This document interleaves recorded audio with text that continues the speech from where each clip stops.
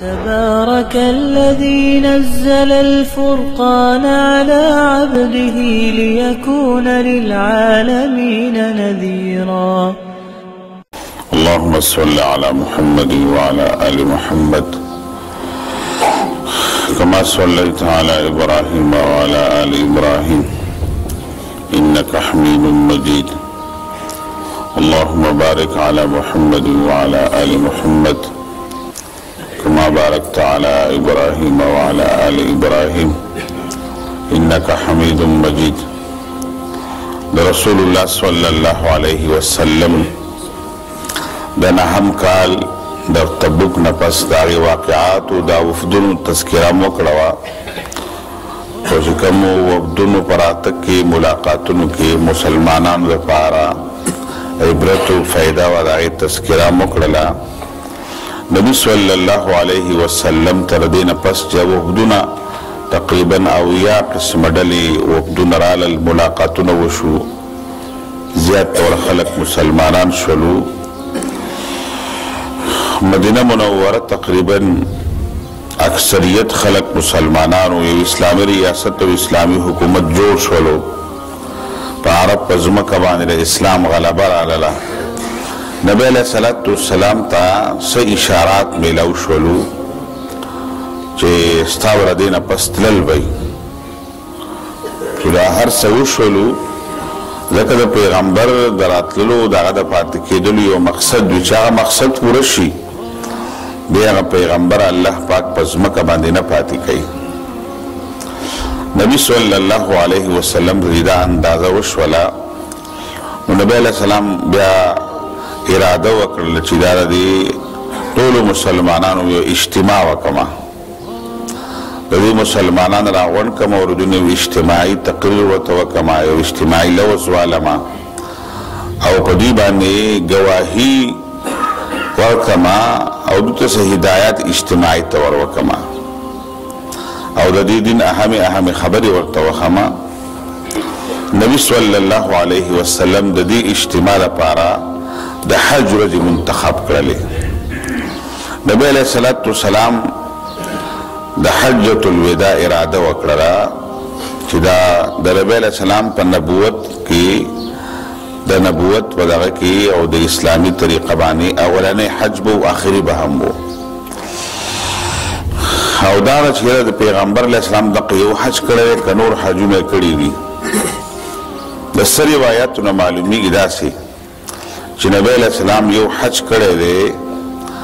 د نبوت نه مخکې یو حج نبی علیہ السلام دسی کڑے دے او آغا معلومیگی دا آغا روایت نا چی نبی علیہ السلام حج کولو دا نبوت نمخ کی دا قریش پا دا مزدلفین مخ کی نتللوا او دا نور چکم دا دنیا نبا حاجیان راغل دا عرفات تتلل. دا نبی علیہ السلام متعلق راضی چی نبی علیہ السلام دا قریشو شانتی با مزدلفہ کی سار نشولو و عرفات تلاللو او په عرفات کې د حاجیانو سره پاتې شولو. د هغه روایت نه معلومیږي دا چې نبی علیه السلام د نبوت نه مخکې یو حج کړی دی. دویم حج نبی علیه السلام د نبوت نه پس او د هجرت نه مخکې کړی دی او هغه حج دی چې باندې د مدني خلک راغلي دي بیعتونه شوي دي پټ ملاقاتونه شوي دي په مینا کې. معلومیږي دا چې نبی علیہ السلام دقی حج کی پا مینا کے پاتی کی مزدلفہ کے پاتی کی او حالتا ادھا ملاقاتو نکی مقصد دارا چې نبی علیہ السلام حج تراغلے دے. اگر چې اگا حجون پاک زمانہ کی دا عربو دا جاہریت رسم رواج مطابقو و نبی علیہ السلام با شرکیات پاکی نکول بس کمی سعادت طریقی و اگر کی شرکیات نو نبی علیہ السلام باغا کول. معلومی دا چې نبی علیہ السلام یو حج د نبوت نمخ کی کڑے دے یو حج د ہجرت نمخ کی کڑے دے او یو حج نبی صلی اللہ علیہ وسلم د حجرت نپس حجۃ الوداع چې کوم مشهور حج دے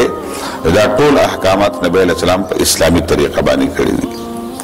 نبی علیہ السلام چې کله د حج اراده وکړه دا د ذوالقعدې میاشت د حج موسم شروع شو او نبی علیہ السلام اعلان وکړلو چې مسلمانانو حج لزما او ټول مسلمانان حج ته تیاری وکړي، حج ته برازي. او خذو عني احکام الحج یا مناسک الحج. نبی علیہ السلام فرمایل زمانه د حج احکامات زکه، زمانه د حج احکامات واخلي او ما ته وګورئ څنګه حج کوم د قشان حج وکړي چې زه آخري پیغمبر یم او دا زما آخري حج دی. د مسلمانانو غټه اجتماع وي، ټول خلکو ته د حج احکامات یاد شي، وزده شي او بیا د نورو حاجیانو صاحبانو ته منتقل شي. نبی علیہ الصلوۃ والسلام چې کله دا اعلان وکړلو نو خلکو تیاری شروع کړلې او دا تقریبا د ټولو مسلمانانو ته چې د عربو کې دننه او که بهرو ټولو ته دا پیغام ورسېدلو.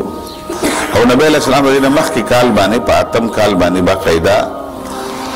او په 9م کال باندې نبی علیہ الصلوۃ والسلام باقاعده ابوبکر صدیق را لېږلی او علي رضی الله عنه را لېږلی او ویلو چې دې پس با آینده کال حرم حدود ته بغیر مسلم ناراضي با،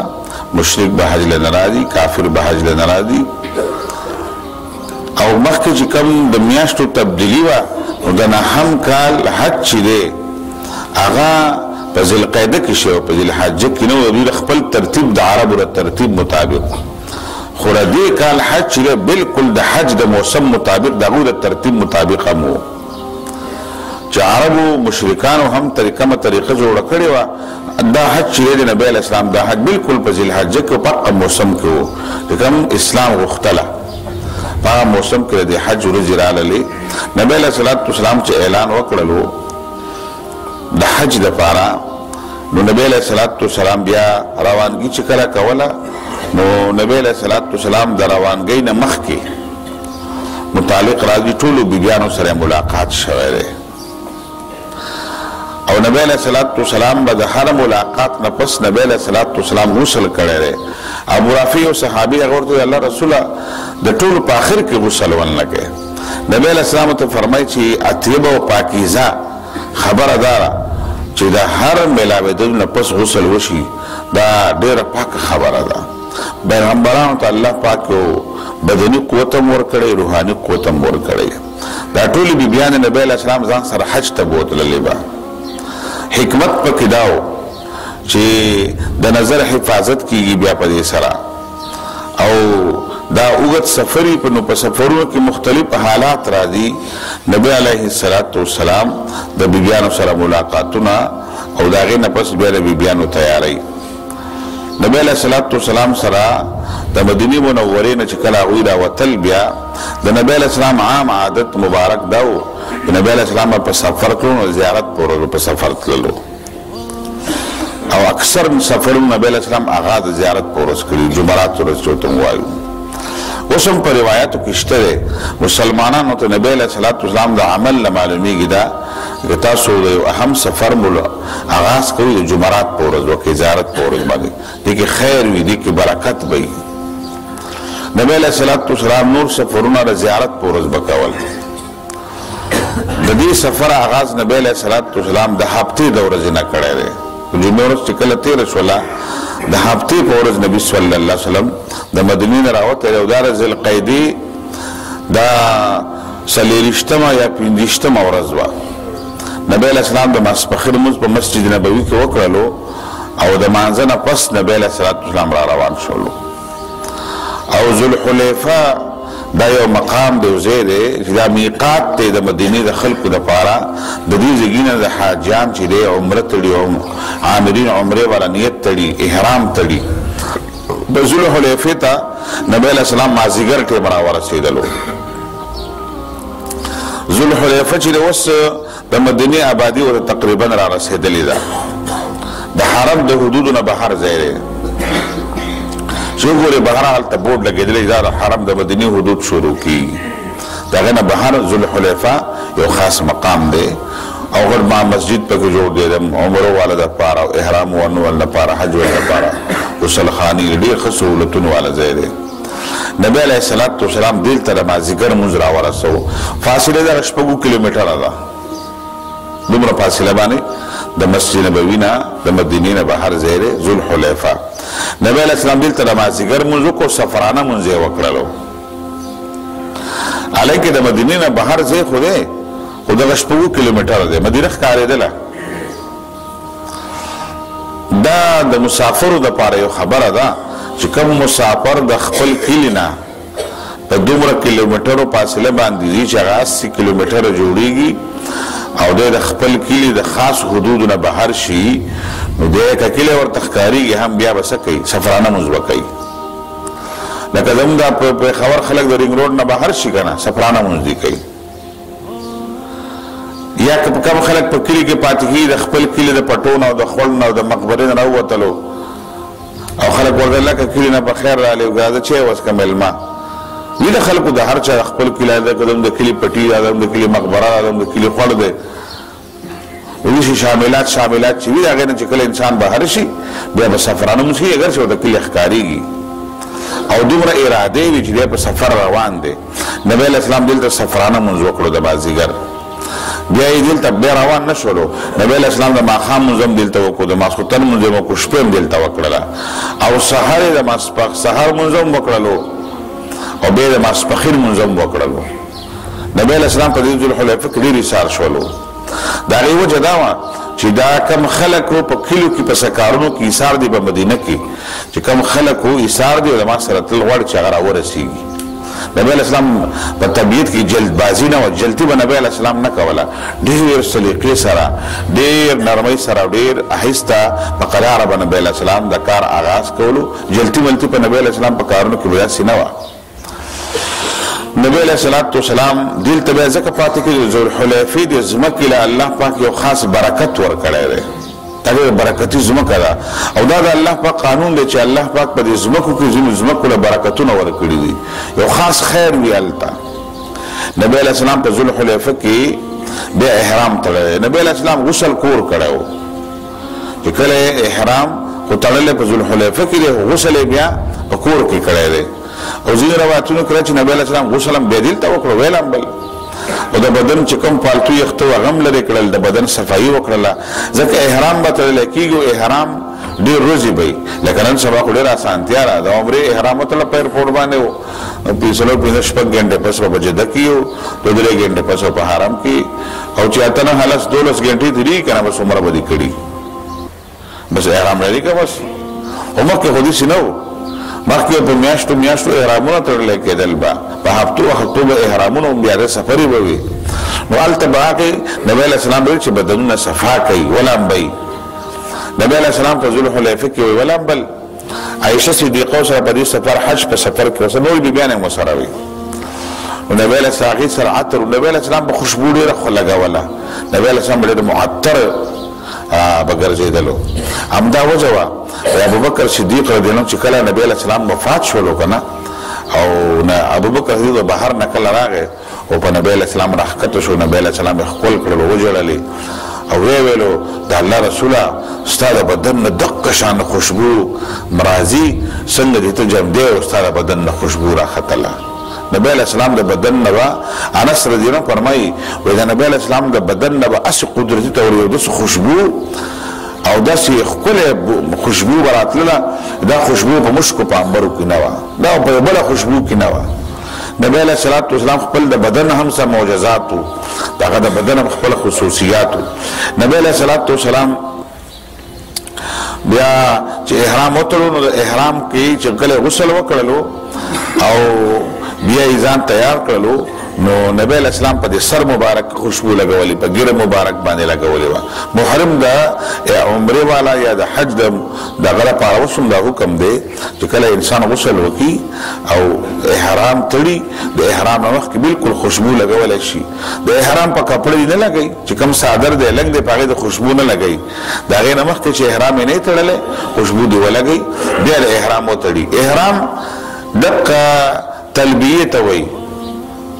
چې اللهم انی اريد الحج یا اللهم انی اريد الحمره او دا سنت ته د نبی صلی الله علیه وسلم. نبی علیہ السلام چرته په عبادتو کې نور الفاظ نه دی ویلي ما سوا د عمرې نه او د حج نه. نبی علیہ السلام په عمره او په حج کې زبانی طور هم خبره کړې ده، اراده هم کړې ده او نبی علیہ السلام ویل یا الله پاکه زما د عمرې اراده ده، د حج اراده مې ده. نبی علیہ السلام دې ویل دي لکه په حج کې په عمره کې وینا شته د نبی صلی الله علیه وسلم چې باقاعده د دلته وینا وشي په نور مقاماتو کې وینا نشته ده نبی علیہ السلام باقاعده اراده وینا وکړه چې اللهم انی اريد الحج او اريد العمره والحج ځکه نبی علیہ السلام دلته د حج قران نیت کړی او حج قران الته په مدینه منوره کې اوس هم انسان لاړ شي خلاف وي هو نبی علیہ السلام چې حج قران کولو د عمره او د حج یو ځای نیت تړلو نو پاره کې نبی علیہ السلام ځان سره سورلی دغه قربانی را روانه کړي او قربانی به وساري وسم چې څوک د مدینې نه د حج قران نیت کوي ځان سره وساروي راولي وا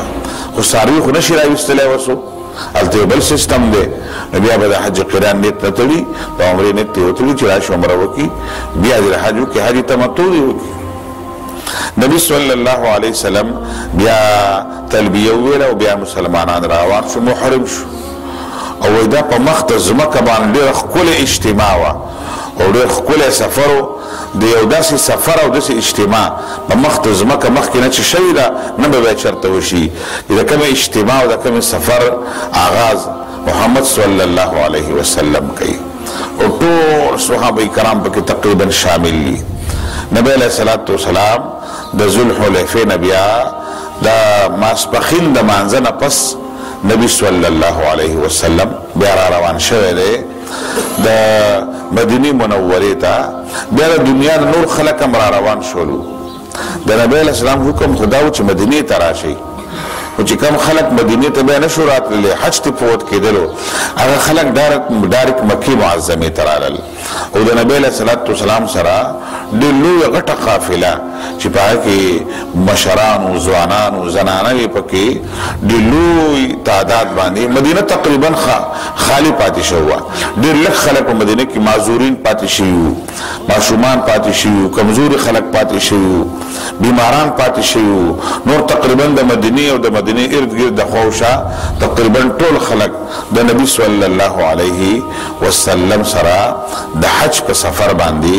د ذوالحلیفې نه بیا راووتل او را روان شولو بیا په دې لاره باندې څه واقعات او څه احکامات د نبی صلی الله علیه وسلم نه صادر شوي دي د امت لپاره به حیثیت رهنمایي د هغې تذکره پکار وي بهرحال د حج احکامات خو دې کې نه وي خو چې نبی علیه السلام کوم غټې غټې خبرې کړي دي نبی علیہ السلام په زمانه کې چې کوم د عباداتو تصور وکنه هغه کې باغ زمانه کې دې خبره بنو چې دا فرض دی دا واجب دی دا سنت دی دا مستحب دی دې بنو نبی علیہ السلام بل ته عبادت طریقه خودله د عبادت طریقه دا بس په طریقه باندې عبادت کوي په طریقه باندې حج کوي زموږ حاجیان صاحبانو عمره ولا خلق په لکونو روپۍ لګي خو ترتیب د حج ورته نه معلوم په ولا خبره یا حج او عمره خرابې د مونږ لازمي یو غټ ګناه په کوي کړو ګناه ورته نخکاری نو ډیر واړه ګناهونه ځان ساتلم پکار دي خو نور احتیاطات او نور احتیاطونه هم حجاج کرام ته عاملین ته پکار دي بار د نبی صلی الله علیه وسلم بیدار حجۃ الوداع چې کوم سفر دی داغه تذکرہ چې نور احکامات د سفر دي به په مکه معظمه کې عمره داغه تذکرہ به ان شاء الله کوو على مر الزمان تألقا وأضاء للدنيا طريقا مشرقا وهدى من الرحمن يهدينا به للصالحات وللمكارم والتقى نور على مر الزمان تألقا